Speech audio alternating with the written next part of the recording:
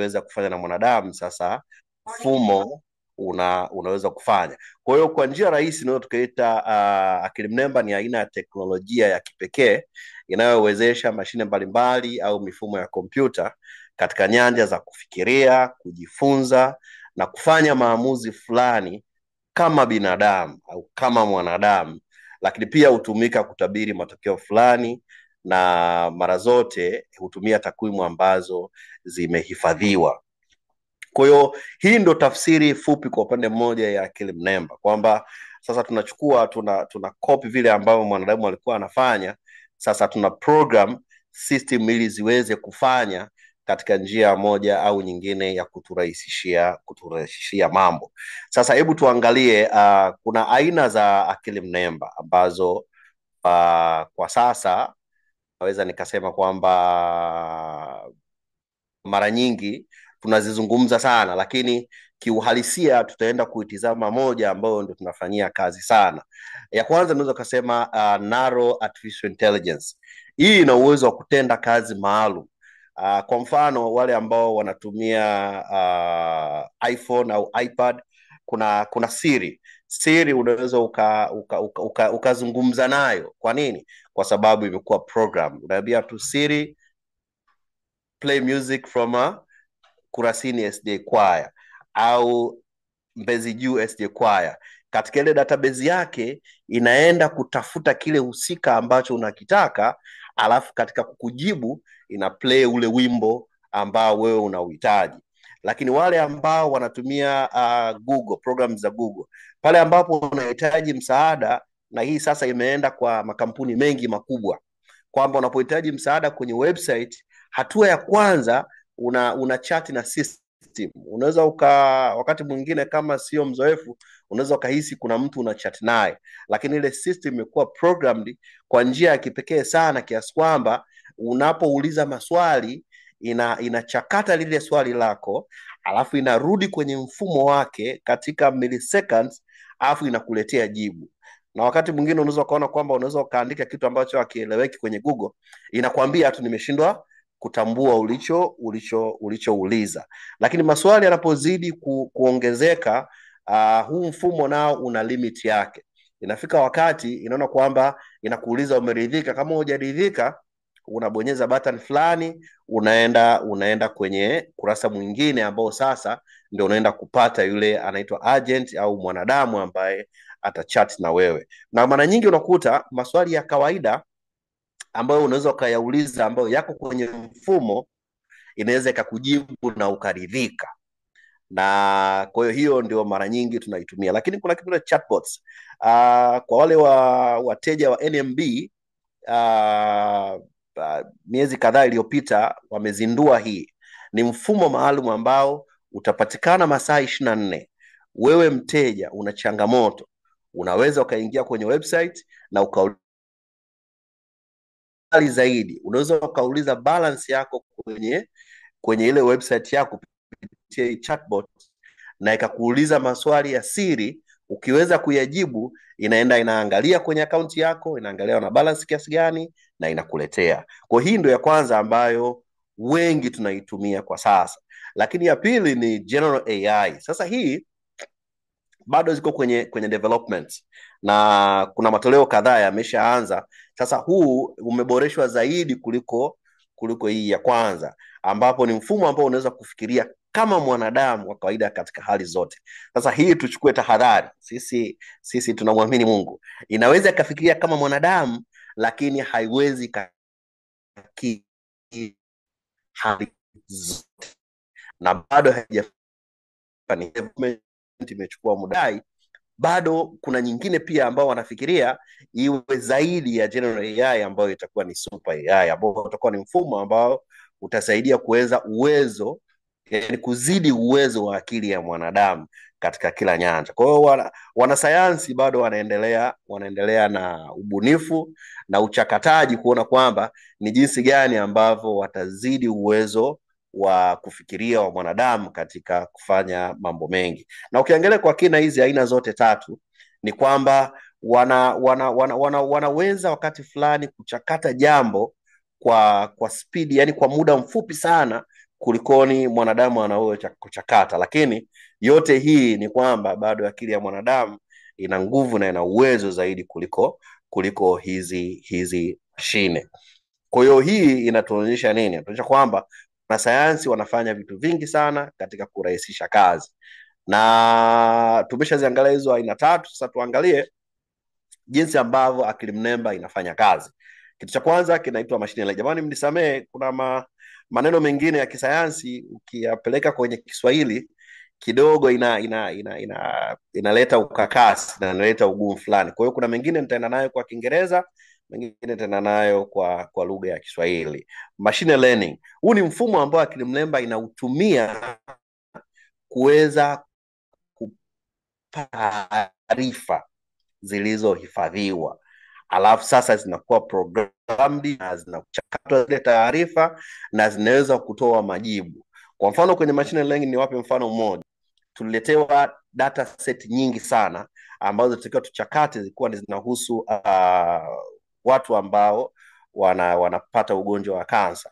Kwa hiyo tukaletewa data za wagonjwa ambao waliweza kuhudhuria pale, idadi yao na kwa jinsia zao, lakini ikaenda mbali zaidi na kwa region wanazotoka. Na zile data zilikuwa ni nyingi, kwa haraka kuweza kuzichakata kwa njia ya kawaida ilikuwa ni ngumu. Kwa hiyo kupitia mifumo ya kompyuta na tutumia program language inaitwa Python, tukaweza kuingiza zile data na kuset command kwamba hebu tuchakatie katika wagonjwa ambao walihudhuria katika hospitali X na kupimwa kwa miaka mitatu, hebu tuambie kati ya hiyo miaka mitatu watu wangapi walibainika kuwa wana kansa. Lakini tukaenda mbali zaidi katika kansa stage gani kutokana na majibu yaliyotokea. Tukaenda mbali zaidi katika hiyo, tukapata jinsia kwamba jinsia ya kike na ya kiume walikuwa kiasi gani. Lakini tukaenda mbali zaidi, tukachakata tukapata na age block kwamba kati ya miaka hii mpaka hii walikuwa watu wangapi, miaka hii walikuwa watu wangapi. Lakini pia tukachakata zaidi kwamba walitoka kwenye mikoa gani. Kwa hali ya kawaida unaweza ukaiona kwamba ni kazi kubwa sana ambayo binadamu kwa kutumia labda mifumo ya kawaida ya kupita na kuandika angalichukua miezi mingi sana, lakini hii kazi nadhani haikuchukua zaidi ya dakika 20 na data set zilikuwa nyingi sana. Kwa hiyo hivyo ndio ambavyo machine learning inafanya na inaturahisishia kazi. Na katika kurahisisha kazi, kwa mfano ungechukua tu labda wakati wa miaka ya 70 au 80 au hata 90 ambapo walikuwa wanatumia masijala, ingekuwa inahusisha kwenda kuchukua faili la mgonjwa moja moja na kulileta na kuanza kuangalia taarifa, alafu kuziunganisha na kuweza kuzitawanya. Kwa hiyo hii ingehusisha manpower kubwa, watu wa masijala registry, wachakataji data, lakini pia na waandikaji report. Lakini hii kazi ilifanyika na timu ya watu wawili tu, na inawezekana ikafanyika na timu ya mtu mmoja tu. Programa akaifanya vizuri na matokeo yakaonekana ambayo yanaleta makisio ambayo yanakaribia na ukweli. Pia tukiangalia kwenye deep learning, ni mifumo ambayo tunaiita ya neva, yani jinsi ambavyo mwili wa binadamu kwenye AI, yani vile ambavyo kwa binadamu ilivyo, inahamishwa na kwenda kwenye mfumo ambao ni mashine. Kwa hiyo sasa hii kwenye nervous system mara nyingi inafanyika kwenye utambuzi wa sura. Nimechukulia mfano tu huo mmoja. Ukiangalia kwa mfano kwenye airport nyingi za kimataifa au kwenye miji mingi mikubwa, wamefunga kamera za utambuzi, na zile kamera za utambuzi zinaskani sura ya mtu mmoja mmoja, ingaliweza kujua huyu ni Abraham kama haina particulars zake. Kwa hiyo kupitia passport yangu ambapo nimeweka alama za vidole, nimeweka sura yangu pamoja na mboni za macho, ninapokuwa natafutwa, nikipita tu kwenye kamera mojawapo, kwa sababu imeshasetiwa, imekuwa automated, inatoa alarm kwamba Abraham ambaye anatafutwa amepita sehemu fulani. Kwa hiyo inasaidia vyombo vya usalama, lakini pia inasaidia pia kutambua kwamba nani na nani ambao wamepita. Kuna baadhi ya maofisi ambayo kuingia ni lazima uscan sura yako au kidole gumba au aina yoyote ili uweze kuruhusiwa kuweza kuingia. Kwa hiyo hii pia inafanya mchakato wa kuweza kufanya utambuzi. Na ya mwisho, natural language processing, hii nadhani wengi ndio tunayoitumia sasa. Sasa hivi ukimwambia mtu yoyote kuhusu ChatGPT, hakuna ambaye haifahamu. Ni njia rahisi ya kuweza kutupatia taarifa zilizohifadhiwa, na taarifa hizi zinachakatwa kwa haraka sana, yani naweza nikasema ni the speed of light, na tunapata taarifa nyingi sana. Angalizo ni moja, kwamba katika hili inakusanya taarifa kutoka sehemu mbalimbali.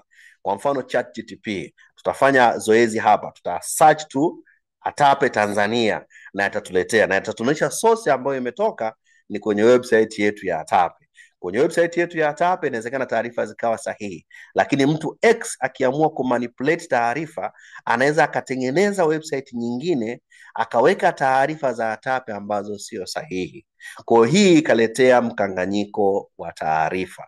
Kwa hiyo ChatGPT ni nzuri, lakini pia unatakiwa uweze kuhakiki kile ambacho umeletewa kama majibu, uweze kujiridhisha kwa namna 2 au 3 kabla ya kufanyia kazi. Lakini tuzame matumizi ya akili mnemba ni nini. Tumeshaangalia aina zake na kila kitu. Sasa turudi, tunatumiaje sasa sisi kama wanataaluma na wajasiriamali au wafanyabiashara. Sehemu ya kwanza ni sehemu ya afya. Nimetoa mfano hapa, tulichakata hizo data, lakini sehemu ya afya inaweza ikaenda mbali zaidi. Kwa kawaida ukienda kwa daktari atakuuliza baadhi ya maswali. Kwa mfano, mimi nimeingia kwa daktari leo, nimefika hospitali, kitu cha kwanza watanipima uzito, watanipima joto, alafu watanipima na urefu, alafu nitaingia kwa daktari. Napoingia kwa daktari, kitu cha kwanza hawezi akagesi chochote, ataniuliza ninajisikiaje. Sasa pale ndo naanza kumwambia kwamba ninajisikia mbavu mkono wa kulia zinauma, najisikia nikipumua napata shida. Daktari kwenye akili yake anaanza kuchakata joto nililopima na haya ninayomwambia, kwa sababu amesoma na ana taarifa nyingi kuhusu magonjwa mengi.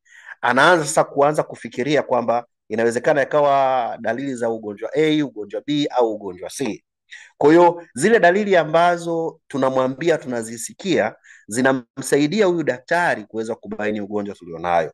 Vivyo hivyo kwenye akili mnemba kuna taarifa ambazo zimehifadhiwa pale, kwamba kama kuna symptoms itakuja A, B, C, D, basi prediction inawezekana ugonjwa ukawa 1% labda ni malaria, by 95% inakuja labda 70% inashuka chini. Kwa ile ambayo ni pasenti kubwa inawezekana ikawa na uhalisia. Kwa hiyo kuna mifumo ambayo unaweza ukaingiza viashiria au sampuli zako, na system ya afya ikafanya prediction kwamba kwa huyu jinsi alivyo, tunahisi ana ugonjwa huyu. Mathalan, ungekuwa unaenda tu hospitali kawaida, yumkini ungefanya full blood picture, ungepima labda haja ndogo, ungepima haja kubwa, na vipimo vingi sana ungeweza kupima. Lakini kupitia akili mnemba ina narrow down, inakupeleka kwenye kipimo kimoja ambacho ni rahisi. Hiyo ni sehemu ya kwanza. Lakini sehemu ya pili, ikishathibitika ugonjwa fulani, kwa sababu tayari ina taarifa au data za magonjwa na dawa ambazo zinatumika kuweza kutibu yale magonjwa kulingana na kiasi cha wadudu au cha ugonjwa. Akili mnemba kupitia afya inaweza ikakupendekezea dawa fulani ambazo unaweza kutumia na zikakusaidia na zikafanya kazi na ukawa uko vizuri kabisa. Lakini jambo la pili ni sehemu ya usalama wa mitandao. Tutaona mbele hapo mwishoni, ni kamada kadogo kwa usalama wa mitandao, lakini hapa just kwenye highlight kwamba matumizi yake kwa usalama wa mitandao tunaona kwamba inasaidia kuzuia udukuzi, au tutumie jina jingine kuhack. Mara nyingi hilo neno limetumika sana, ambapo malengo yao hawa hackers wengi ni kuweza kuiba taarifa mbalimbali, ziwe za binafsi, ziwe za kampuni, na kuzifanyia kazi sehemu mbalimbali. Sasa kupitia akili mnemba inaweka usalama wa hali fulani ambao ni mkubwa sana katika mitandao.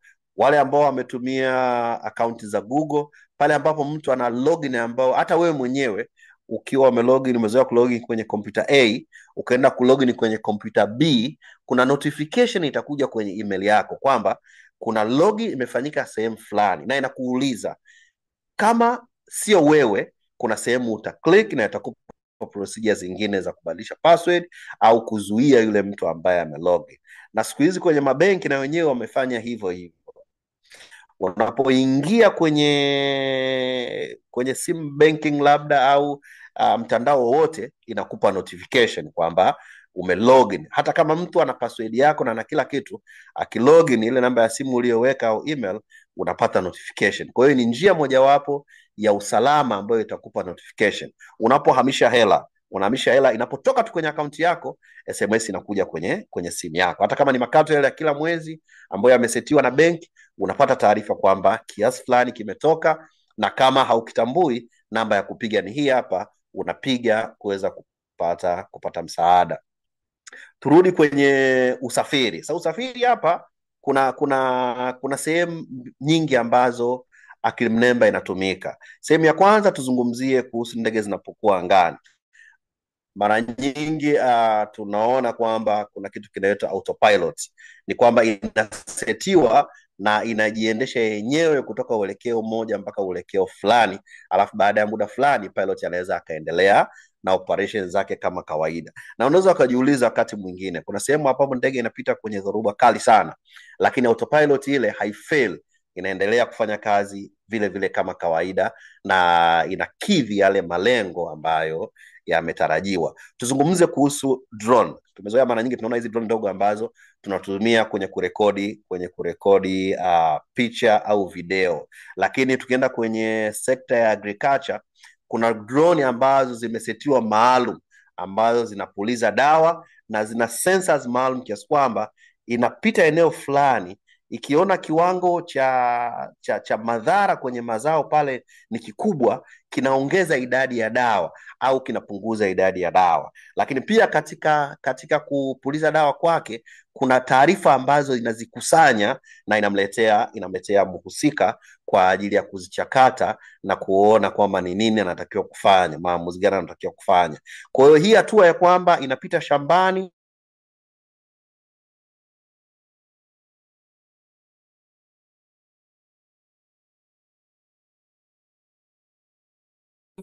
na kutumia sensa, inagundua kwa ni kama sehemu kuna shida kubwa zaidi, inatakiwa iongeze ziwe milioni 20. Ni uwezo mkubwa sana wa akili mnemba ambao umefanyika. Nirudi kwenye sekta ya ufugaji, mifugo. Nichukulie mfano wa kuku. Ukiangalia mabanda ya wenzetu labda Uingereza, mara nyingi system zao zote zika automated. Unakuta mtumishi mmoja anahudumia banda ambalo lina kuku zaidi ya 100,000. Anawezaje? System za pale zote zimefungwa mifumo maalum ambayo inaweza kuhisi kwamba katika bomba fulani ya maji yake yameziba, na inampa taarifa, na anaweza akacommand flash, akaenda ka flash na maji yakaendelea kutoka kama kawaida. Lakini wameenda mbali zaidi. Kuna sensa ambazo zina monitor utembeaji wa kuku. Labda kuku wa mayai anatakiwa kwa siku moja atembee steps 5,000, lakini huyu kuku akitembea steps 1,000 au 1,200, huyu kuku ni mgonjwa. Kwa hiyo inamrahisishia huyu mfugaji au farm manager kuweza kugundua ya kwamba kuku fulani na fulani na fulani wanaonekana behavior zao haziko nzuri. Kwa hiyo katika hizi system ambazo kama zinasafiri, zinaweza zikatuonyesha namna gani zitafanya. Nimeweka kwenye kategori ya usafiri kwa sababu ni taarifa zinasafiri kwenye ile mifumo ya mule ndani. Turudi kwenye biashara sasa. Wewe mfanya biashara na mimi mjasiriamali, kupitia akili mnemba inaweza ikatupa njia rahisi ya kuwasiliana na wateja wetu. Sasa hivi mimi labda mathalan ni mtu IT consultant, ninahudumia wateja wengi. Inawezekana kwa njia ya kawaida nisipate feedback zote, na inawezekana nisikusanye taarifa zote, lakini kupitia mfumo wa akili mnemba ninaweza nikawa na system rahisi ambayo nikakusanya taarifa kwa wateja wote. Wakiwa na tatizo, hata kama mimi sipo usiku, wanaweza wakaingia kwenye chat wakaweka, na baadhi ya majibu wakayapata. Lakini majibu yale ambayo system yangu itashindwa kuwapa, ina maana kesho, the next day, ninaweza nikawahudumia. Lakini out of wateja 10 au 15, ninaamini kwamba zaidi ya 75% wanaweza wakasaidika automated. Nimetoa mfano pale mwanzo wa NMB kwa sababu imefanya vizuri sana. Lakini pia kwenye usafiri nilisahau jambo moja, kuna magari aina ya Tesla. Wengi tumeona kwenye mtandao, tumeona physically. Lile ni gari ambalo unaingia unaweka kwamba unaenda sehemu gani, na lile gari linajionyesha lenyewe. Likifika kwenye traffic light, zikiwaka nyekundu linasimama, zikiwaka za kijani linapitiliza. Kwa mfano taa imewaka ya kijani, alafu kuna gari nyingine ikakatiza mbele yake, ili gari kwa sababu limeshakuwa program litasimama, halitasababisha ajali. Na linapofika mwisho wa safari yako linakwambia safari imeshafika mwisho, mlango unafunguka, unashuka. Kwa huu ni ubunifu aina ya kipekee sana ambao umeweza kutokea. Turudi kwenye kilimo pasee sasa. Na kwenye kilimo sasa tukaunganisha na utabiri wa hali ya hewa TMA. Inaonyesha kwamba tunaweza tukatabiri hali ya hewa hata ya mwaka mmoja au miwili mbele. Kwa nini? Tunaangalia nyakati zilizopita, tunachukua taarifa za miaka iliyopita, labda 3, 4, 5, alafu tunaichakata, alafu system inatuambia kwamba kama miaka 5 iliyopita hali ya mvua ilikuwa kiasi hiki, mwaka wa 4 ilipungua, mwaka wa 3 ilipungua, mwaka wa 2 ilipungua, mwaka wa kwanza inapungua, ina maana mwaka unaofuata inawezekana ikapungua. Lakini kuna factors ambazo tutaziweka ambazo zitaweza kutuonyesha. Lakini pia hata uzalishaji wa mazao inatuambia kwamba katika udongo huu, kwa sababu tumeweka taarifa, katika udongo huu mazao ABC yanaweza yakastawi kwa urahisi, lakini mazao fulani hayawezi yakastawi. Lakini pia inaweza ikapredict soko kwamba sokoni iliingia labda mwaka jana tani 10,000, mwaka juzi iliingia tani 5,000. Kwa hiyo inaonyesha lile ongezeko. Kwa hiyo kupitia akili mnemba itachakata na ituonyeshe kwamba mwaka unaokuja zinaweza zikahitajika tani kiasi kadhaa kuweza kukidhi lile hitaji la soko. Kila kitu kina changamoto na kila kitu kina faida. Sasa kwenye akili mnemba, hebu tutazame faida kwanza. Nini tunaweza tukapata kwenye akili mnemba?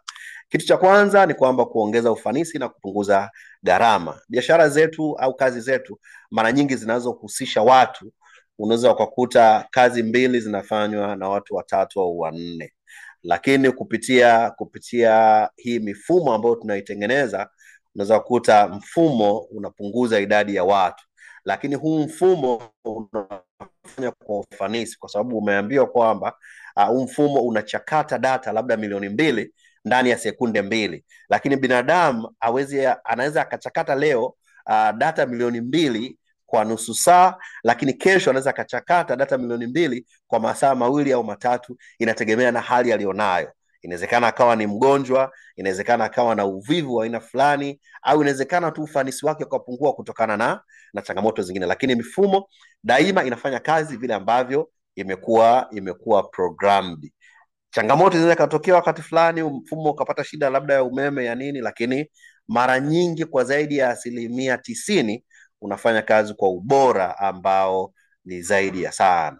Lakini la pili, pia tunaboresha huduma kwa wateja.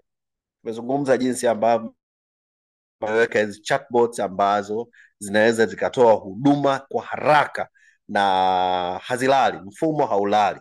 Mfumo ukiwa active, ina maswali utakapoulizwa saa 1 asubuhi au saa 5 au saa 10 jioni au hata saa 8 usiku, utatoa jibu, kwa sababu mfumo haulali wala hausinzii. Kwa hiyo kuna mifumo ambayo inaweza ikatoa majibu haraka. Kwa mfano ChatGPT, tuna Zendesk AI pamoja na Drift. Iko mingi, hii nimetoa tu baadhi ya michache ambayo inatusaidia sana kwenye maisha yetu ya kila siku. Lakini jambo la tatu ni uuzaji na masoko kielektroniki. Sasa hivi tunashukuru kwamba hata Tape sasa tunafanya mambo ya kisasa sana. Tuna magrupu yetu ya Tape Sokoni, ambapo mtu anaweza akatangaza bidhaa yake akapata wateja na akafanya biashara bila hata kukutana na mteja wake uso kwa uso. Zamani ilikuwa ni kwamba mpaka mimi mnunuzi nije dukani nifanye, tukua wazee wetu walikuwa wanatupeleka kufanya window shopping. Unaenda mnatazama kwanza, mnavyovipenda, alafu mzee anakuja anajipanga, alafu ndio mnaenda kununua. Bahati mbaya, wakati mwingine mmeenda kutazama mnavyovipenda, mnaporudi kununua mnakuta kwamba ile bidhaa imeisha. Lakini sasa hivi kupitia uuzaji katika mtandao, unaiona bidhaa umeipenda hapo hapo, unafanya malipo kielektroniki au inategemea na makubaliano, muuzaji anakuja na deliver, unamlipa. Kwa hiyo inapunguza hata ule muda wa kuweza kwenda. Lakini pia biashara ni matangazo. Bila matangazo, biashara nyingi zinakuwa hazifahamiki na zinafifia. Kwa hiyo program hizi maalum zinaandaliwa kuweza kufanya uchambuzi wa masoko, na inaweza ikakuonesha, kwa mfano ukiingia kwenye Google Ads, unaweza ukaweka tangazo lako na ikaliboresha, na kwa kutumia fedha kidogo sana ikaweza kuleta sehemu kubwa zaidi na huyo. Sasa hebu tuseme tangazo lako kabla ya taarifa ya habari, gharama yake itakuwa kubwa sana, lakini pia kwa sababu ni wa kimtandao, yatupasa tutumie hii mitandao. Kwa hiyo kuna Facebook AI nayo inaweza kutangaza bidhaa yako. Kwa hiyo unaweza kukuta unawafikia wateja wengi kwa gharama nafuu sana, ambayo ukilinganisha na sehemu zingine ambazo. Pia ni kumanisha maamuzi ya kibiashara, data driven decision making.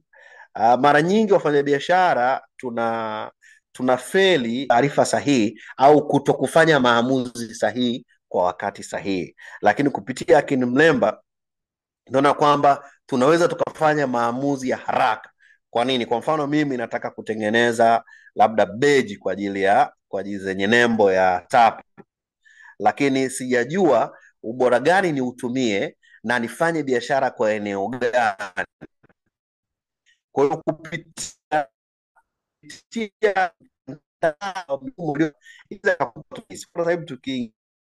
kwenye PGTP tukasema jinsi ya kuanzisha biashara ya ufugaji wa kuku wa mayai. Itatupa steps zote ni jinsi gani ambao tunaweza tukaanzisha, lakini pia tunaweza tukaiuliza changamoto ni zipi, na ikatupa changamoto. Kwa hiyo kabla sijaanza biashara yangu, nimeshajua hatari ambazo zinaweza kutokea kwenye biashara, nimeshajua muda ambao nitatakiwa kusubiri kuweza kupata faida, nimeshajua muda ambao nitapata changamoto kubwa katika biashara hii. Lakini pia kuna mifumo ambayo makampuni makubwa ulimwenguni yameandaa ambayo inatusaidia kufanya upembuzi. Kwa mfano kuna Google Analytics, unaweza ukaweka kile ambacho unakihitaji, ikachakata na ikakupa matokeo. So kupata matokeo hapa, unaongeza na kwako kutafuta sehemu nyingine ya kujiridhisha. Na faida ya tano ni usimamizi wa fedha na uhasibu. Mama yangu by professional, yeye ni mkagua sana lile ambalo alikuwa anaandika na penseli kwanza, mahesabu yakisha balance anakuja anahamisha, anaandika na kalamu. Wakati huo ilikuwa ndio njia pekee, lakini uvumbuzi unapozidi kuongezeka, mimi leo nina kampuni, yumkini nisihitaji mhasibu kabisa, na mimi sijasoma uhasibu kabisa. Kwa nini? Kuna mfumo ambao umetengenezwa. Kwa mfano tunazungumzia QuickBooks, unaelekezwa tu jinsi ya kutumia. Mimi nitaingiza mapato, nitaingiza matumizi, itachakata, itanipa taarifa zote, taarifa nilinunua nini, nilinunua lini, kwa ajili gani, na kama nimepata na hasara imetoka kwenye nini. Kwa hiyo mifumo hii inaputa wasimamizi wengi wa fedha. Najua ni madhara yako upande wa pili, lakini pia inasaidia yule ambaye hana uwezo wa kuajiri wahasibu watano. Kwa hiyo anaweza akanarrow down akapata mhasibu mmoja ambaye akafanya kazi kwa niaba ya wahasibu watano au zaidi, kama atakuwa amepata mfumo ulio sahihi na ambao unamrahisishia kazi. Sasa hiyo ni sehemu ya kwanza ya akili mnemba. Sasa hasara au nitumie neno changamoto. Changamoto zipo, na changamoto zimeambatana na hizi faida. Kwa mfano tukianza namba 5, ina maana kuna ukosefu wa ajira utatokea hapo. Sehemu ambayo ilitakiwa waajiriwe watu 20-30, ina maana ataajiriwa mtu mmoja au wengine watakosa ajira. Namba 4 tumesema maamuzi ya kibiashara. Yumkini taarifa ambazo zikaja kwa wakati huo, kama hujafanya search sahihi kwa sehemu sahihi. Kwa mfano tukiingia kwenye ChatGPT sasa hivi tukasema jinsi ya kuanzisha biashara ya kuku, tusipo narrow down search yetu tukasema jinsi ya kuanzisha biashara ya kuku Tanzania specific, Dar es Salaam, inawezekana jibu tukapata jinsi ya kuanzisha biashara ya kuku sehemu yenye baridi, na ikatupelekea kupata hasara kwenye kile ambacho tulikitarajia. Lakini mauzo sasa ya masoko ya elektroniki pamoja na matangazo, na anaweza akachukua bidhaa yako akaitangaza, akachukua vile vile akatangaza kwenye site yake na akauza, lakini bidhaa kama sio halisi, ina maana wewe mtangazaji, mtengenezaji, soko lako litadondoka na utafeli kwenye bidhaa yako. Lakini pia kwenye matangazo hayo wakati mwingine yameambatana na linki ambazo zinaweza zikakusababishia ukaingia kwenye mitego ya hawa wadukuzi na wakachukua taarifa zako. Hizo ndio baadhi ya changamoto ambao inawezekana mimi saa 8 usiku ninahitaji huduma ya haraka, lakini chatbot ikashindwa kunipa huduma ya haraka, kwa hiyo nikafeli kupata majibu ya hapo hapo kwa wakati huo. Lakini pia robotiki kwa nini tumezungumzia kwamba namba 1 kwamba zinaongeza ufanisi na moto ya umeme eneo lilopo, na wewe ndio umehost kila kitu, ina maana dunia nzima itakosa taarifa zako kwa sababu hauko hewani. Kwa hiyo unatakiwa uwe hewani muda wote na uwe na internet ya kutosha, lakini pia uwe na umeme wa kutosha. Sasa hiyo ni sehemu ya kwanza ya akili mnemba pamoja na faida zake na aina zake. Sasa tutazame kwa ufupi ulinzi wa kimitandao.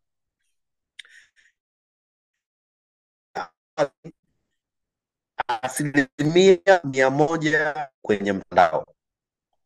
Sasa kama tuko kwenye mtandao, lazima tujue ni jinsi gani ambavyo tunaweza kulinda taarifa zetu, kwa sababu tumeshajua kwamba kuna wadukuzi. Kwa hiyo picha ya awali inaonyesha hapa ni kwamba huu kufuli, unapata tu picha ya kufuli, ina maana ni kitu kimefungwa. Lazima uwe na ufunguo uweze kufungua, uweze kupata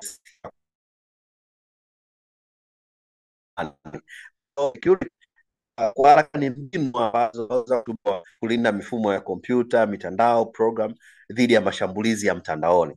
Mashambulizi ya mtandaoni yako aina nyingi sana ambayo yanaweza kutokea, na sasa hivi neno ambalo liko mara nyingi tunalitumia ni udukuzi au kuhack. Mtu anahaka na anachukua zingine ambao kama program halifu wanaweza kutuvamia katika mifumo yetu na kuweza kuiharibu. Sasa kuna aina kadhaa hapa nimeziweka za ulinzi wa kimtandao. Tutaenda kwa haraka. Ulinzi wa mtandao wa kwanza ambao tutaita network security, inakuta kwenye makampuni ambayo anaweza akaweka vizuizi. Kwa mfano kwenye majumba yetu tutaweka electric fence ili kwamba wezi wasiweze kuingia, lakini ndani, baada ya electric fence, ndani tukaweka magrill, tukafunga milango kila ambapo tunaenda kulala ili wezi wasije wakaingia wakaiba. Kwa hiyo katika mifumo hii kuna ambao unaweza kama software, kama ni hardware, iwe kwamba iweze kuingia, lazima ichakatwe kwenye program maalum ambao nawe kama kuna mashambulizi aina yoyote yanaingia au kutoka, kwa sababu mashambulizi haya yanaweza yakaanzia ndani au yanaweza yakaanzia nje. Na ndani ni lazima iwe na human interaction. Mimi mfanyakazi nimeexpose kampuni, kwa hiyo ninaweza nikaleta madhara, lakini mtu wa nje ambaye ni haka anataka kuingia ndani anaweza. Lakini ulinzi wa taarifa au data security, hii mara nyingi hawa hackers wanataka, kuna taarifa muhimu ambazo wanataka humo ndani. Kwa hiyo kupitia data security tunahakikisha kwamba hizi taarifa zetu, kwa mfano tuchukue tu mfano rahisi labda wa faili lako la Excel la mishahara pale kazini kwako, wewe ni muhasibu, utaweka password ili mtu atakapolipata asiweze kulifungua. Lakini kwenye mifumo mingine mikubwa unatumia program maalum ambayo inafunga, tunaita encryption, inadhibiti ule kiasi ya upatikanaji. Lakini pia ya tatu na program maalum ya ambayo application, kwa mfano kwenye email, kila email inapoingia na kutoka inapitia kwamba isiweze kuingiza API. Lakini pia kuna ulinzi wa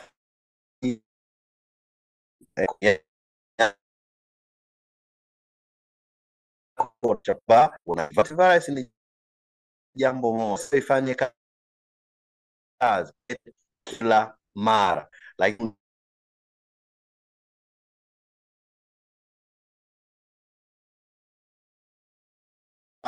tumeona mara nyingi taarifa za watu zinasambaa sehemu mbalimbali, na wakati mwingine ni kwa kutumia mifumo yetu install. Niwape mfano mdogo tu ambao ni system niliweza kuipitia, nikaiangalia na nikaona udhaifu wake, na nikaona jinsi ambavyo ina madhara kwa sisi watumiaji. Mwaka 2024 na 23 kumekuwa na wimbi kubwa sana la makampuni ambayo yanakopesha kwenye mtandao, na kwa sababu mimi nataka kukopa, niko desperate kupata hela, ile program napo install vigezo na masharti sisomi. Na kwa hizi program ambazo nilizifanyia research ni kwamba unapo install inakulazimisha, jambo la kwanza, uweze kuiruhusu hiyo program iweze kucopy address book yako yote kwenda kwenye server zao. Hilo ni jambo la kwanza. Lakini jambo la pili, inakulazimisha uruhusu iweze kuona call logs zako, unampigia nani na unapigiwa na nani kwa muda fulani, inazikopi. Na jambo la tatu, inakulazimisha kuweza kuruhusu iweze kuchukua SMS zako zote ipeleke kwenye server zao. Sasa utaona jinsi gani ambavyo ni sawa, unapata usaidizi wa fedha kwa haraka, lakini taarifa zako umeshawaruhusu wamekuwa nazo na hujui wanazitumia kufanyia nini. Kwa mfano mimi kwenye phone book yangu nina namba karibu 6,000. Nikiexpose namba 6,000, ina maana nimewaexpose hao watu wote 6,000. Kama wanaweza kufikiwa na hao wadukuzi na mifumo yao ikawa ni dhaifu, wanaweza taarifa zao pia kukusanywa. Kwa unaweza kuangalia multiplying effect ambayo inaweza katokea hapo, kundi kubwa sana la watu wanaweza wakashambuliwa. Lakini la pili ni virusi na program hasidi. Sasa hapa tuzungumze haswa kwenye WhatsApp. Wengi tumeona linki nyingi sana zinatembea kwenye WhatsApp kwamba UN wanatoa hela bure, $5,000, $3,000, $2,000, na watu wana click na zile program zinaiba data. Jamani, hakuna fedha ya bure ambayo inaweza kutokea kirahisi. Lakini pia kuna huyu mdudu maarufu sana anaitwa ransomware. Huyu ameweza kusababisha ukaingia kwenye Google ukaandika ransomware effect kwenye makampuni makubwa, utaona hasara ambayo imeweza kutokea. Na kwa mfano halisi kwa hapa Tanzania, taasisi nyingi sana, na kuna taasisi moja kubwa sana ya serikali iliweza kuvamiwa na huyu mdudu, na anachofanya ni kwamba anaingia kwenye zile information zako, anazifunga na anaweka encryption ambayo huwezi ukafungua, alafu anakuambia utume kiasi fulani cha fedha. Kwa ransomware, watu wote waliotuma fedha hawakuweza kufanikiwa. Tulijaribu njia mbalimbali, tuliweza kuokoa data chache sana ambazo zilikuwa ni za msingi kwa wakati huo, lakini madhara yalikuwa ni makubwa sana. Lakini jingine ni mashambulizi ya wizi wa taarifa ambazo zinatuma kwenye barua pepe. Unatumia barua pepe kutoka sehemu fulani, inakwambia uweke password yako au uambatanishe taarifa fulani, na kwa sababu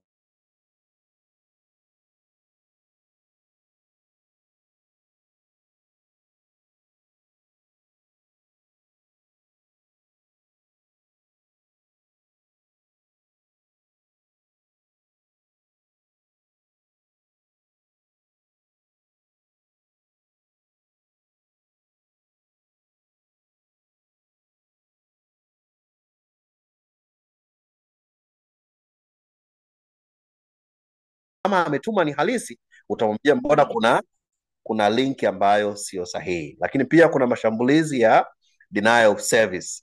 Ni kwamba website yetu ya TAP iko pale hewani, ina taarifa muhimu, wanaivamia alafu wanatuzuia sisi, hatuwezi kuupdate chochote. Matokeo yake wakati mwingine unakuta website ambazo ni za taasisi za dini au walio hack wanaanza kuweka pornographic pictures. Ina maana inaharibu image kubwa kabisa ya taasisi. Lakini pia wizi wa utambulisho ambao wanadukua. Rafiki yangu akaniambia hakikisha pasipoti yako haitoki kwenye macho yako. Kwa nini? Nature ya ile nchi ni kwamba mtu anapopata pasipoti yako ni rahisi kusteal your identity na kwenda kuitumia kwenye uhalifu. Mara nyingi Watanzania tumekuwa waungwana mpaka tunapitiliza, kwamba mtu anapokuomba umsajilie line, unaenda kumsajilia line hata kama si rafiki, anaendelea kutumia, au hata kama rafiki. Inapotokea tatizo, kumbuka kwamba identity yako ndo ambayo itaonekana. Kwa hiyo kupitia mtandao hawa jamaa wanaweza wakaiba identity zetu na wakafanya uhalifu, na sisi tukaonekana kama tumefanya ule uhalifu. Tufanye nini? Hilo ndo la msingi sana.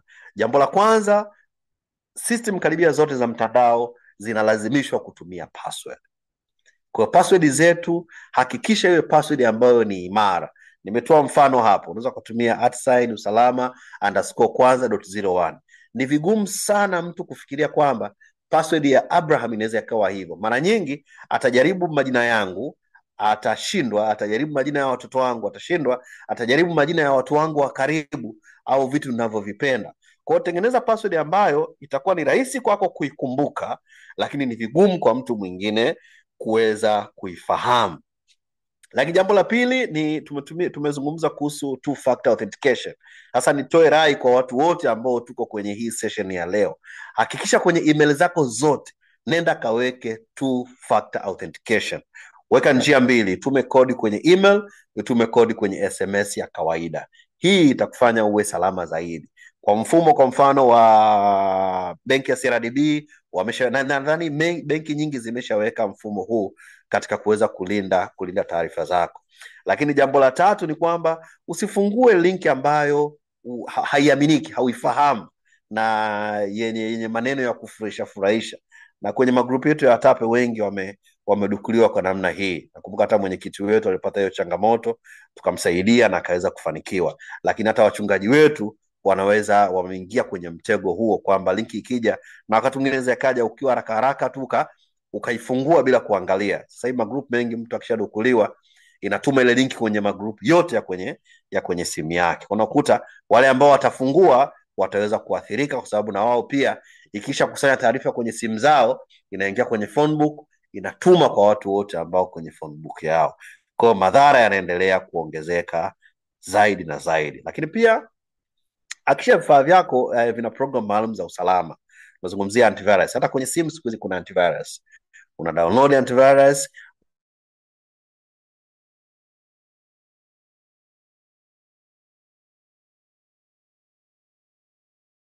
backup kwenye Google Drive. Wale wanatumia iPhone na wenyewe wanaweza backup kwenye iCloud,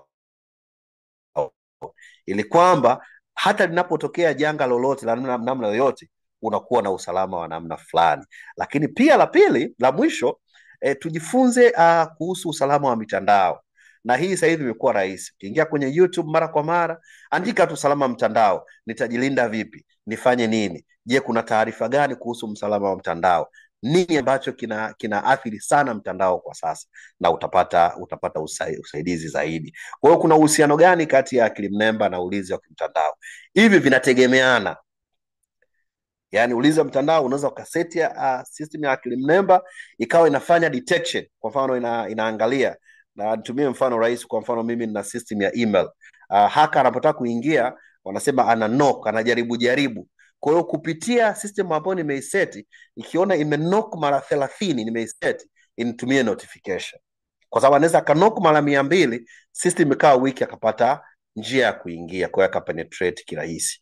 Kwa hiyo tujidhatiti na kutumia mifumo hii, na usalama wa kimtandao unaweza ukaboresha maendeleo ya mtandao na tukawa sehemu salama zaidi. Lakini ya mwisho ni kwamba tukumbuke Sisi tunatumia akili mnemba kwa ajili ya maendeleo, tunatumia akili mnemba kwa ajili ya ulinzi dhidi ya mitandao, lakini wadukuzi nao wanatumia akili mnemba kuweza kuangalia njia rahisi za kuingia. Kwa hiyo utaona kuna mapambano ya sehemu mbili hapo, kwamba hawa wanataka kuingia na hawa wanataka kujidhibiti. Hawa wanaingia, wanadhibiti. Kwa hiyo ni mnyororo ambao unaendelea, na ubunifu unazidi kuendelea, na hawa nao wanatafuta njia iliyo rahisi kwa kuweza kuingia.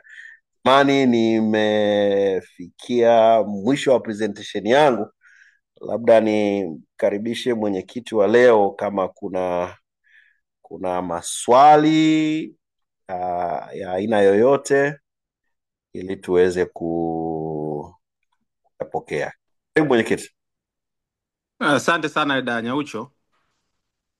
Mungu akubariki sana kwa presentation ambayo ni nzuri na iliyosheheni maarifa mbalimbali ya akili mnemba pamoja na namna ambavyo tunaweza tukawa salama katika mitandao ambapo tunaitumia katika shughuli zetu za kila siku kwenye kuwasiliana, hata kazi zetu makazini ambapo tunakuwepo. Sasa niwakaribishe ndugu wajumbe katika kikao chetu hiki cha leo. Kama kuna mtu ana nyongeza ama ana swali anahitaji kuuliza ili apate ufahamu zaidi.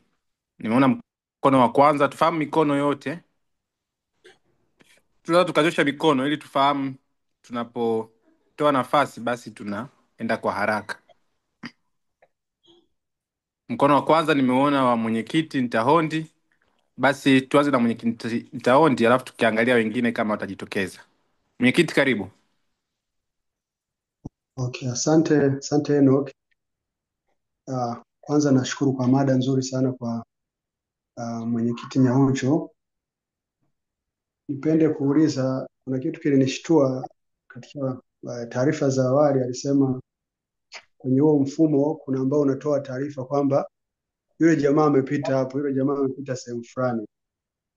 Sasa na mimi nikitaka mfumo usione nimepita wapi, nafanyaje?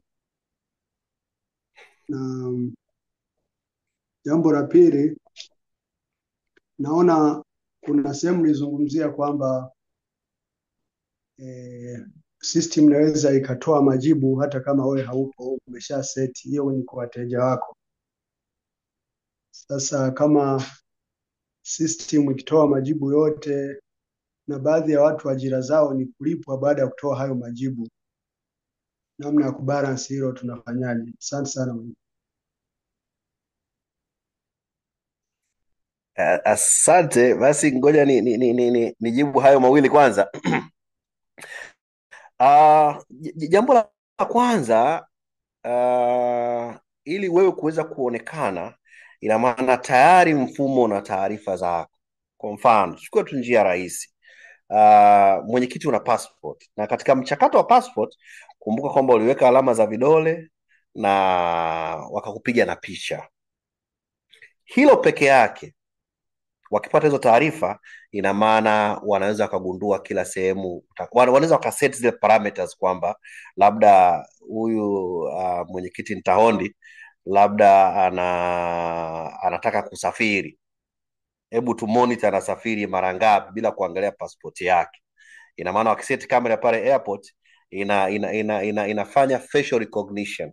Sasa kuikimbia hiyo si salama sana, kwa sababu utasema uvae kofia ambayo itaziba sura yako, lakini ukifika pale immigration watakwambia uvue kofia. Kwa hiyo zile kamera zitaweza kukunasa. Kwa hiyo ni kiuhalisia ni ngumu, matokeo yake utabakia unajifungia ndani. Kwa hiyo wakisha seti hizo inakuwa ngumu kwa sehemu ambazo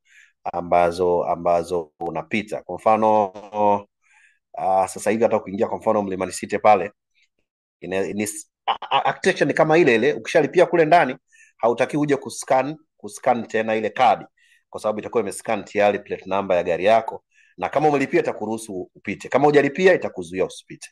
Kwa hiyo ndio iko namna hiyo. Jambo la pili, ndio ile nilizungumzia changamoto au hasara za akili mnemba.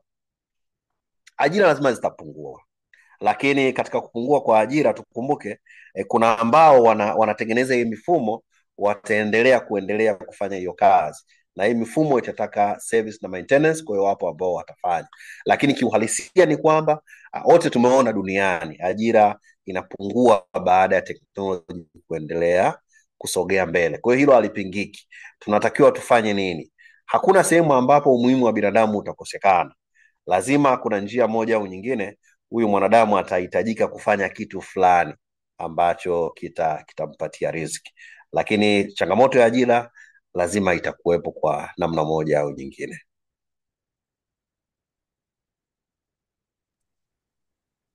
Asante. Nadhani kuna mkono mwingine wa Nation Samo, alafu Masaka Alex atafuata, alafu tutaendelea na wengine.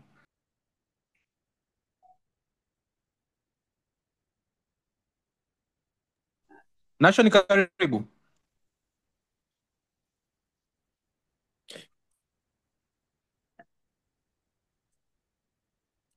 Naona bado hajawa tayari. Karibu Masaka. Asante. Mimi kwanza nishukuru kwa wasilisho zuri, kwa hiyo Mungu akubariki sana Elda. Lakini mimi Amina. nataka kutoa rai kwa watu wetu. Unajua watu wetu wengi tunaweza tukawaita ni computer illiterate. Kuna watu ambao hata kutuma email hawezi, hata kujaza form fulani ya kuapply kitu hawezi. Sasa teknolojia zinapokuwa zinatengeneza gap kubwa sana kati ya watu ambao watafanikiwa na watu ambao wataachwa mbali. Kwa hiyo tuna wajibu wa kujifunza na kuwasaidia watu wengine watoke kwenye ile level ya chini kabisa waje katika level ambayo wanaweza kunufaika na vitu kama hivyo. Sasa kama taifa tuko nyuma, tunaona wenzetu wanatengeneza hii mifumo na mwisho wa siku pesa zote zitatoka Tanzania zitaenda nchi nyingine. Kwa hiyo kuna wajibu pia katika level ya kitaifa, sijui tutafanyaje, lakini tutengeneze mazingira ambayo yatatuwezesha na sisi kuwa wanufaika. Asante. Asante sana kama Masaka kwa mchango wako mzuri huo. Mungu akubariki sana. Kaka Nation, umerejea? Hello? Karibu. Asante. Awali ya yote nipende kushukuru kwa wasilisho zuri la Mr. Nyaucho. Binafsi mimi nimevutiwa sana na mada ya leo, naamini ni kitu kizuri, lakini pia kitatusaidia pia katika swala zima la maisha ya sasa hivi. Hello, mnanisikia vizuri? Yes, unasikika. Hello? Sasa mimi binafsi nilikuwa ni mdau pia wa mambo ya AI, pia napenda kujifunza, lakini pia nina kama mchangiaji aliyopita, pia kuna gap sana kwa upande wa watu wetu pia kwenye swala zima la uelewa wa mambo ya swala ya akili mnemba. Na jaribu kufikiria ni namna gani tunaweza pia tukasaidia especially hata makanisa. Hii ujuzi inawezekana tumejifunza sisi hapa tulipo, kuna wengine wanajua, lakini tukiweza kuwasaidia. Chukulia mfano kama kwenye chatbot. Nilikuwa najaribu kufikiria kwa upande wa injilisti. Kunaweza kuwa tengenezwa means ambayo kwa kuna chatbot ambazo zinaweza kawa zikasimama kuwa zinasaidia kwa swala zima la kupeleka injili. Mfano mtu anajifunza juu ya kitu fulani kuhusu usabato, anataka kujifunza kuhusu kitu fulani. Ikawa train, mtu akiuliza anaweza anapata kama vile yupo na mtu physical anaongea naye. Kwa hiyo tunaweza tukaona namna gani tunaweza tukasaidia kwenye upande huo. Lakini pia ninajaribu kuangalia pia la changamoto ambayo naiona pia Mr. Nyaucho kwenye swala zima la akili mnemba ni namna gani pia watu wana uwezo kujua zile jinsi ya kufanya zile prompt engineering zile. Mfano vile ulivyosema, mtu anapouliza swali la kuuliza changamoto za ufugaji wa kuku, mtu anawezaje kustructure kitu ambacho anaweza kauliza kwenye AI ikamletea kile anachohitaji yeye kama yeye. Sasa mtu mwingine anaweza kauliza tu kifupi. Sasa nikawa nafikiria kwamba kama unaweza kupata session nyingine ya kuweza kusaidia watu ambao ni wajasiriamali especially kwenye swala zima la biashara. Chukulia mfano, mimi kuna siku nilikuwa nafanya kuna mtu alikuwa ananiambia anataka kuandika tangazo juu ya ugonjwa wa tezi dume, lakini hawezi kujua changamoto ambazo wagonjwa wa tezi dume wanapitia. Sasa nikawa namwambia mbona ni rahisi sana. Sasa nawezaje kujua? Kwa sababu ninapotaka kuandika tangazo inatakiwa niandike in such a way yule ambaye ni mgonjwa akisoma ajue kabisa mimi naelewa tatizo lake. Sasa nikawa namuelekeza, mfano mtu the way anavyoandika, unatakiwa uandike hivi na hivi. Mfano wewe unahusika labda na swala zima la virutubisho labda vinavyosaidia watu wenye tezi dume, unaona. Kwa hiyo nikamwambia labda andika, labda mimi ni mtaalamu ninahusika na masuala labda ya virutubisho vinavyosaidia watu wenye changamoto ya tezi dume, ninaomba unisaidie kujua labda changamoto ambazo wanapitia watu wenye tezi dume pindi wanapokuwa na ugonjwa huu. Akajikuta kwamba amepata maswali ambayo, yani changamoto ambazo hata yeye mwenyewe alikuwa azijui. Akasema hizi zimenisaidia. Kumbe nitakapokuwa hata naongea na mgonjwa ninaeleza kile ambacho mgonjwa kinamgusa. Kwa sababu gani? Kwa kupitia AI imeweza kufanya analysis na kumfanyia tafiti na kumpa pia changamoto ambazo wanapitia wagonjwa. Lakini pia hata kwenye biashara pia tuna watu wengi wanafanya biashara lakini hana hata mkakati.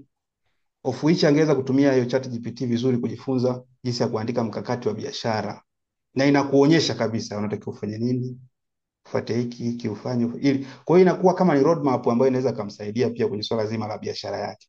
Lakini unaweza kukuta mtu anafanya biashara hata leo ukimuuliza mkakati wa biashara hajui, lakini kwa sababu hana skills za kuweza kunani. Kwa hiyo najaribu kuangalia akili mnemba ina vitu vingi sana ambavyo kimsingi inaweza kusaidia watu wengi pale endapo utajifunza vizuri. Chukulia mfano hata kwenye upande wa habari pia. Mtaweza kaamua kuandika hata script ambazo anaweza ka design kwenye tangazo, aidha kwenye video au tangazo la kawaida. Sasa hivi kuna kitu kinaitwa copywriting skills.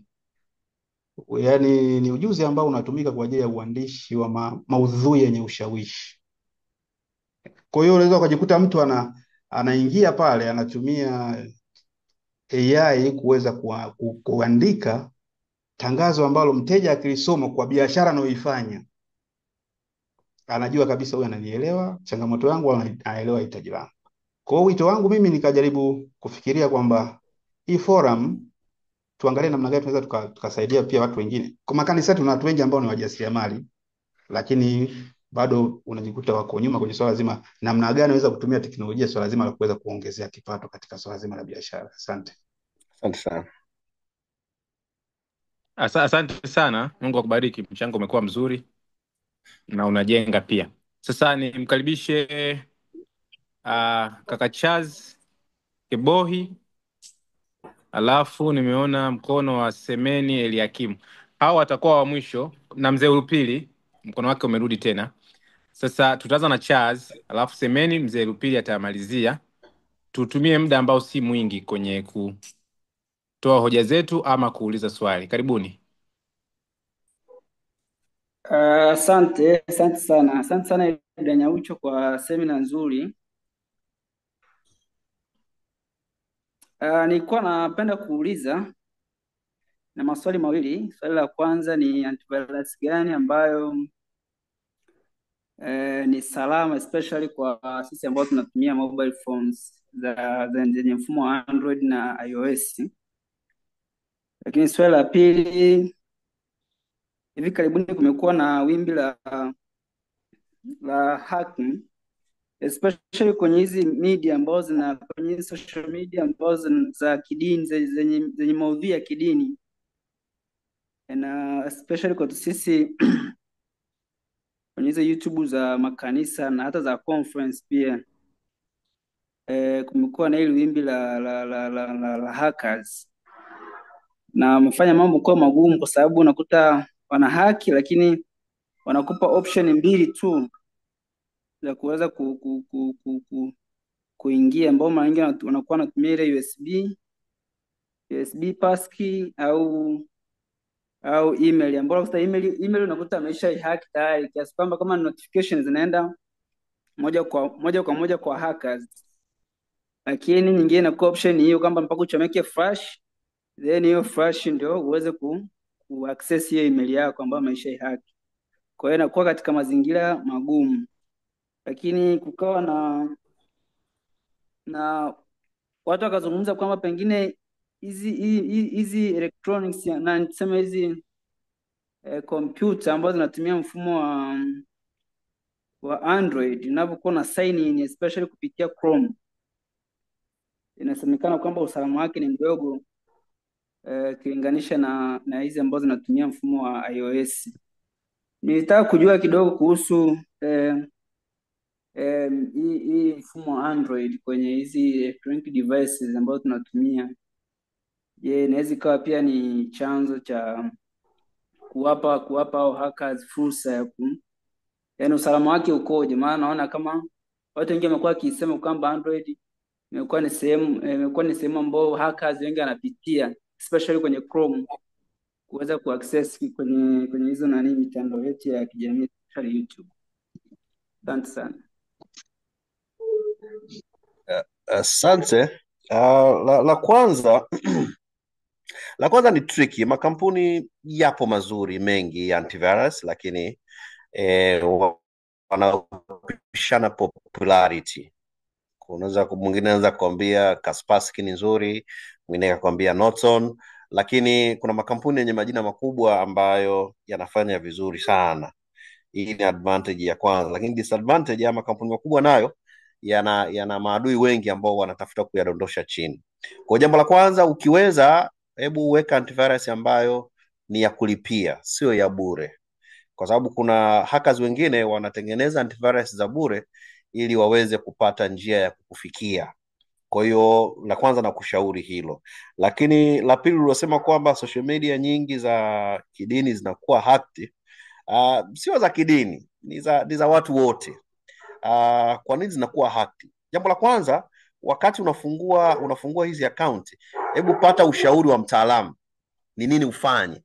Na unapofungua hizi account unapata zile security option.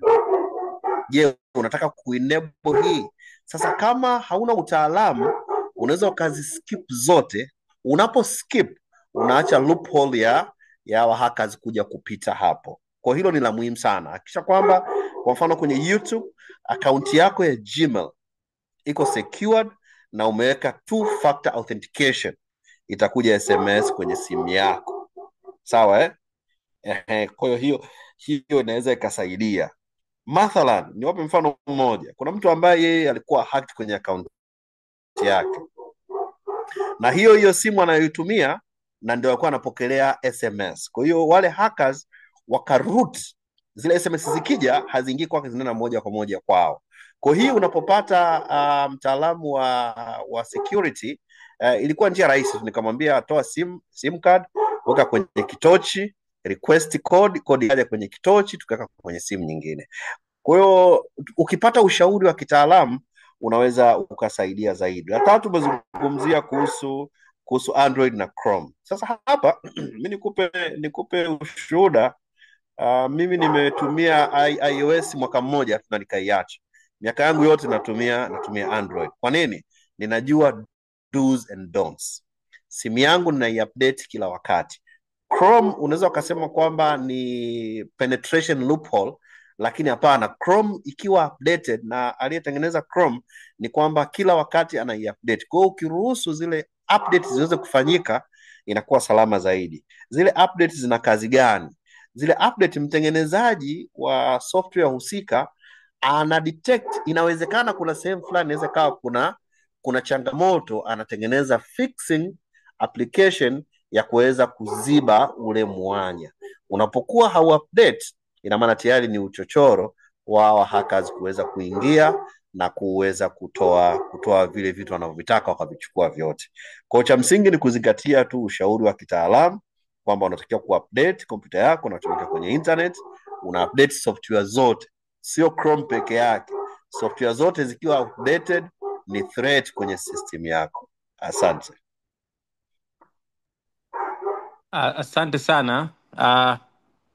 Semeni Eliakim.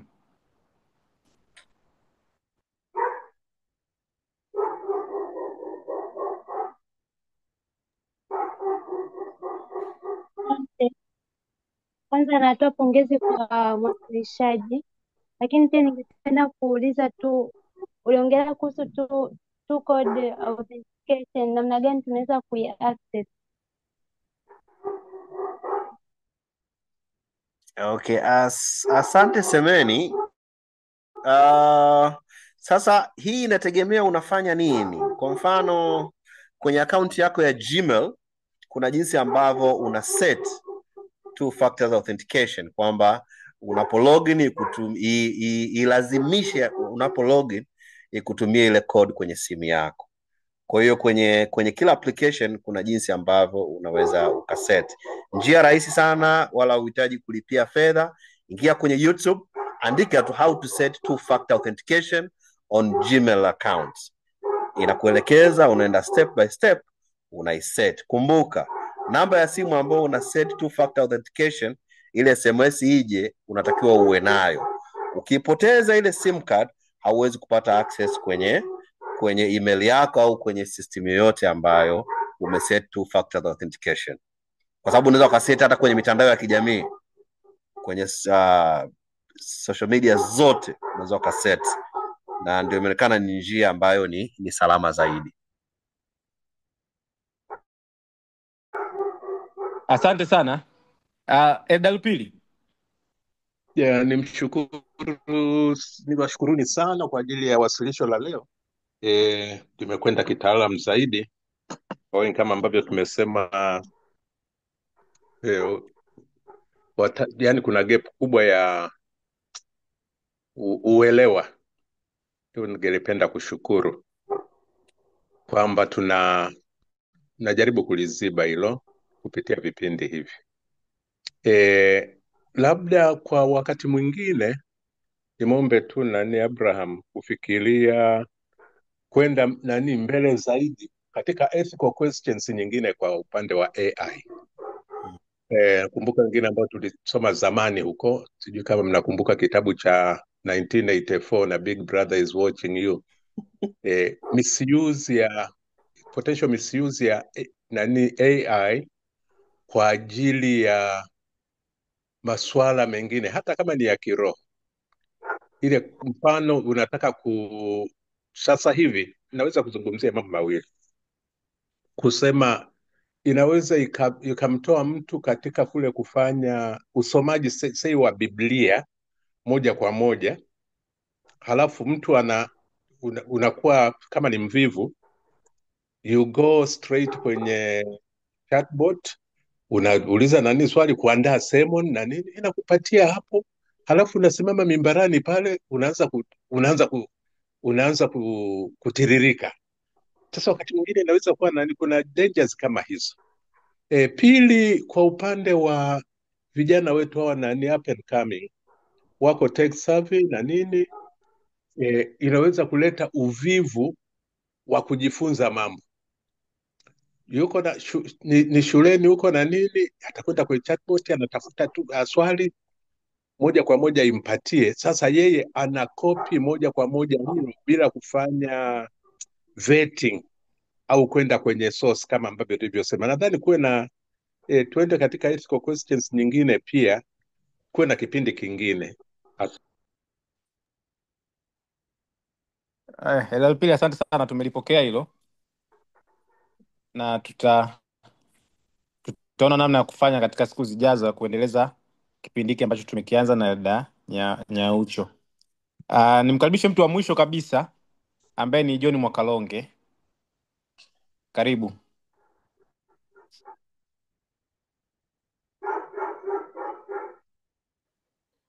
Asante sana. Nashukuru kwa kipindi kizuri Nyaucho. Nadhani kinaelezea vizuri sana kuhusiana na hii teknolojia ya AI na security, naona umekuwa deep sana. Labda mimi niongezee mchango kangu kadogo, ili wengi ambao wamekuwa na hofu na AI ni watoe hofu kwa namna hii. Ya kwanza, AI ni kama, kwa namna rahisi ya kutafasiri, ni kama library kubwa hivi, alafu kuna mtu mmoja ambaye ni mtaalamu sana, amesoma vitabu vyote na ana majibu yote. Kwa unapoenda kumuuliza, anakujibu kila unalohitaji. Ndio vision na baadhi zimefika hapo, zingine hazijafika. Kwa sasa hivi kama hujui unachouliza, you can be misled, unaweza ukapotezwa, especially ChatGPT. Lakini siku zinavyozidi kwenda wanazidi kuperfect, na nashukuru Mungu kuna watu wameuliza kwamba hawa wasiojua jinsi ya kufanya biashara inawasaidiaje. Sasa hivi hata Kiswahili unauliza maswali yako na inakupa unachohitaji.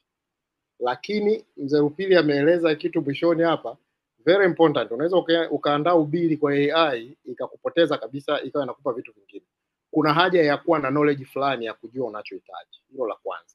Lakini la pili, lazima ujue ni vyema ujue unachohitaji. Yaani swali lako uweze kureframe kwa namna ambayo AI itakueleza. Na ukiweza unaweza ukaiuliza mara kwa mara mpaka inakupa majibu yake. Hilo ni swala lingine ambalo tunaweza kufanya. Lakini sasa tuende kwenye swala la ajira na kazi, ambao pia imekuwa ni kilio cha watu wengi hapa na sehemu nyingi inazungumzwa.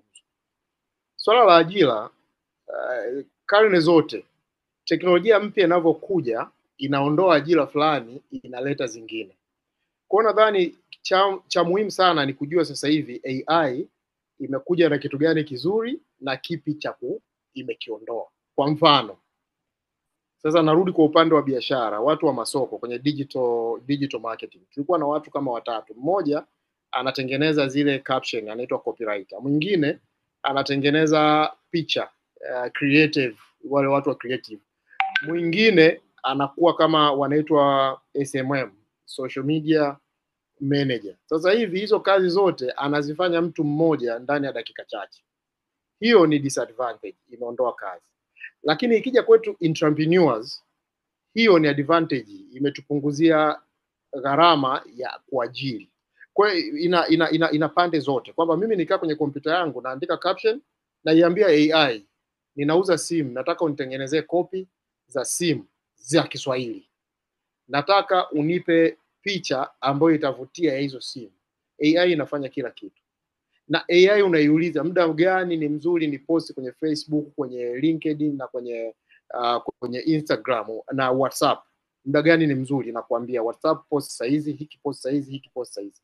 Kwa hiyo utakuja kuona imekuja na fursa nyingine ambayo haikuwepo zamani. Sasa hata wale watu ambao walikuwa wanataka kufanya vitu vikubwa vya kisasa kuwafikia watu wengi zaidi. Kwa sababu kuna vitu kama chakula hakiwezi mpaka baadaye ndio labda tutakuja kupata AI za chakula. Kuna vitu kama nguo, mpaka baadaye ndio tutakuja kupata nguo za AI, sijui lini. Lakini sasa hivi kuna nguo, kuna ujenzi wa nyumba, kuna materials mbalimbali. AI inakupa nafasi ya kuwafikia watu wengi popote na kuwafikishia hayo material kirahisi. Kwa hiyo nadhani ni fursa mpya ambayo imekuja, embrace, tuielewe. Na uzuri sasa AI yenyewe imekuja na inafundisha namna hata ya kuitumia yenyewe. Hata ukiuliza maswali yenyewe kuhusiana na AI, kwa sababu yule ni librarian, anakupa majibu yote. Na bahati nzuri zipo za Kiswahili, zipo zinazoweza kuchora picha, zipo zinafanya vitu mbalimbali. The most important thing ni ku keep the pace. Nimesikia pia mzee Rupili aligusia pia swala la uvivu kwa wanafunzi. Unfortunately, AI itakupa majibu ya hesabu, lakini itataka ujifunze yenyewe jinsi ya kuitumia ufike hapo. Kwa hiyo dunia tunacheza pale. Tumefika sehemu mpya ambayo tunatakiwa tujue na tujifunze. Labda mimi kwa ufupi nimechangia hivyo kwa upande nao uelewa, na nashukuru sana kwa presentation nzuri. Asante. Asante sana, niwashukuru wote ambao mmenyosha mikono kuuliza pamoja na kuchangia. Muda wetu umekwenda jamani, mtuvumilie kidogo tunamaliza.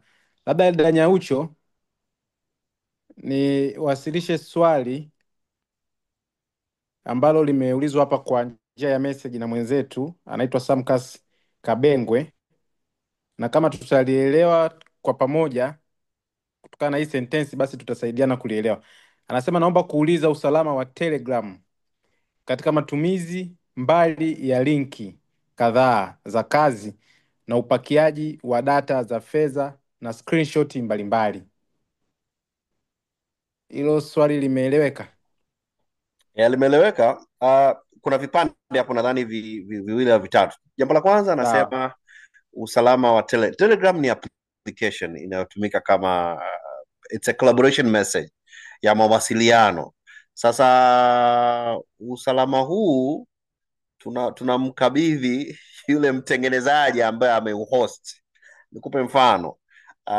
eBay, kampuni ya matangazo na uuzaji online, ilikuwa salama sana, lakini punde tu kwenye seva zao walipokuwa hacked, taarifa za wateja wote hazikuwa salama tena.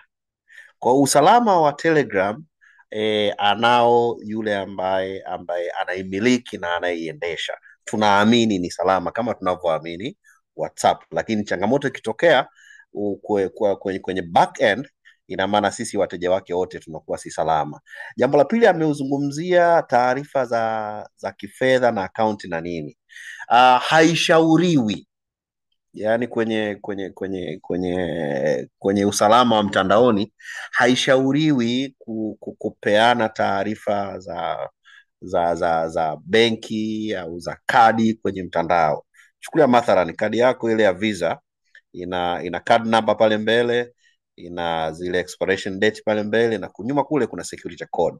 Mtu akiokota tu ile, kama iko enabled online na haina two factor authentication, anaweza akanunua chochote online na anaweza akaitumia vyote na hela ikatoka kwenye akaunti yako. Kwa hiyo sishauri taarifa zako sensitive sana kuziweka tu mitandaoni. Sio salama sana nadhani. Asante sana dada Nyaucho. Nadhani tumetoa nafasi kwa watu wote ambao wameweza kuuliza maswali kwa njia ya kunyosha mikono, na wale ambao wameweza kuuliza kwa njia ya message. Labda dada Nyaucho atatusaidia. Kuna baadhi yetu wameomba upatikanaji wa hizi notes. Nadhani Yeah. naweza kuzituma. Sawa, kwa tutatafuta namna ya kuwasiliana baada ya hapa. Sawa.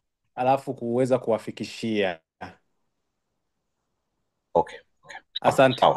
Hilo la kwanza. Jambo la pili, kwa sababu tupo na mwenyekiti wetu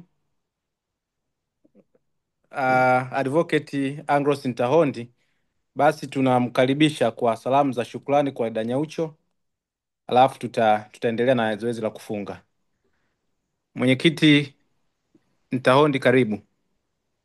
Asante sana mwenyekiti wa kipindi hiki Enoch. Napenda kutumia fursa hii kumshukuru jirani, tunaitana jirani, mwenyekiti wa TAPESEC. Kwa kweli nimejifunza mengi.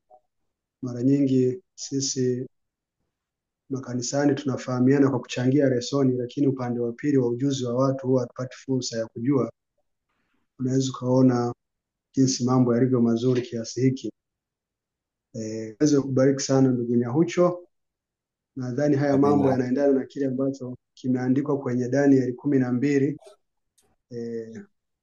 mstari wa 4, ambayo inamalizika kwa kusema kwamba na wengi wataenda mbio huko na huko na maarifa yataongezeka. Kwa hiyo nadhani kwa sababu Biblia imeshasema maarifa yataongezeka, naamini AI ni kitu kizuri, na kama ambavyo umesema ni namna gani tujifunze kuitumia kwa manufaa yetu ya kazi, lakini kwa ajili ya kazi ya Mungu. Baada ya kusema hayo, ni kushukuru sana, na naamini kupitia kipindi hiki tutakuwa na haja pengine hata kama sio sisi ST, wengine wameshaona ni kitu gani kiko ndani yako na ndani ya watu kinachotufaa kwa wakati kama huu. Baada ya kusema hayo, naomba niwakumbushe wale wanachama wa TAPE-ST, lakini wale wengine wanaohusika na maandalizi ya kwenda Dodoma kwenye retreat ya TAPE Taifa tarehe 16 hadi 20 mwezi wa 4 wakati ule wa Pasaka. Tafadhali usipange kukosa. Kiingilio ni $50,000. Usafiri na malazi ni kujitegemea, na chakula pia ni kujitegemea, lakini pia wale ambao ni TUCASA ambao tunawaita kama associate members, wao kiingilio ni $30,000. Tafadhali lipia kiingilio mapema kwa kutumia akaunti ya conference yako, na kama ni ST huwa tutashare vizuri. Usipange kukosa.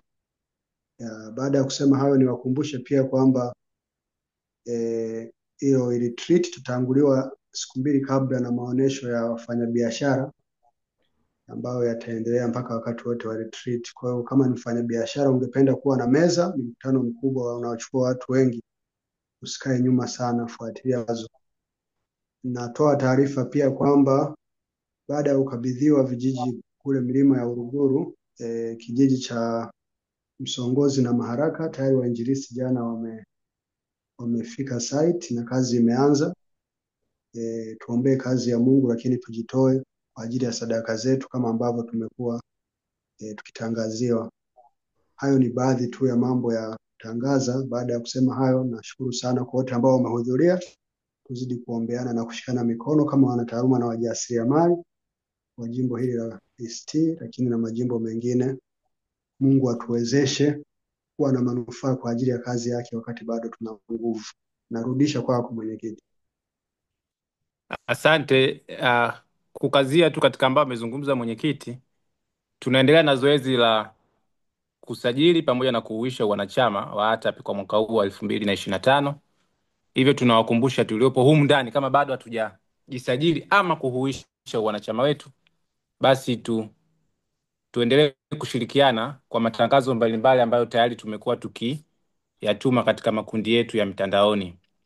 Kwa kujisajili ni shilingi 35,000 huyu kwa mwanachama mpya, 10,000 ikiwa ni kiingilio, 25,000 ni ada ya mwaka, na anayehuisha ni shilingi 25,000. Baada ya kusema hayo, kabla tujaomba mzee Adini, nimeona mzee Adini Mgendi, tutamuomba atufungie kwa ombi.